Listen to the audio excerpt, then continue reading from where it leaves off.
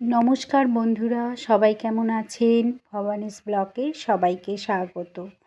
আজ এসেছি রাম ঠাকুরের উৎসবে।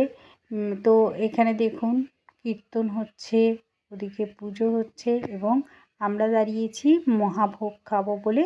তো একটু প্রসাদ নেওয়ার জন্য লাইন দিয়েছিলাম, তখন একটুখানি ভিডিও করে নিলাম তোমাদের দেখাবো বলে। তো চলো তাহলে এখন লাইনে দাঁড়া যাক, ভোগ খাবো, তারপরে বাড়ি যাব।